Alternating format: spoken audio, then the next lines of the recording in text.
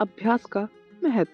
प्राचीन समय में विद्यार्थी गुरुकुल में रहकर ही पढ़ा करते थे।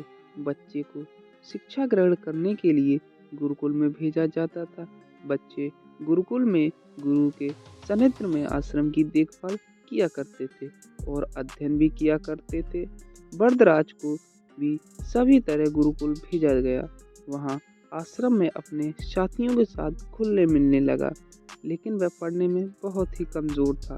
गुरुजी कोई भी बात उसके बहुत कम समझ में आती, इसी कारण सभी के बीच वह उपहास का कारण बनता है।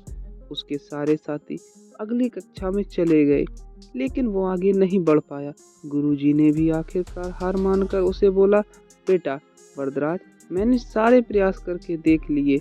यह उचित होगा कि तुम यहाँ से समय बर्बाद मत करो। अपने घर चले जाओ और घर वालों के काम में मदद करो। वरदराज ने भी सोचा कि शायद विद्या मेरी किस्मत में नहीं है और भरी मन से गुरुकुल से घर के लिए निकल गया। दोपहर का समय था। रास्ते में उसे प्यास लगी। इधर उधर देखने पर पाया कि थोड़ी दूर पर ही कुछ महिलाएं कुएं से पानी भर रही थी। वह कुएं के पास गया।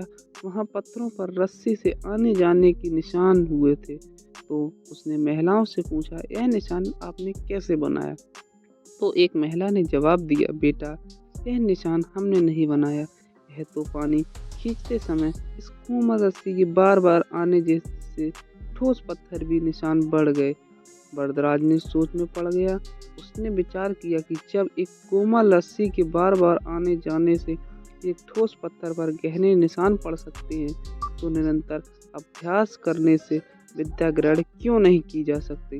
वरदराज ढेर सारे उत्साह के साथ वापस गुरुकुल आया और अथक कड़ी मेहनत की।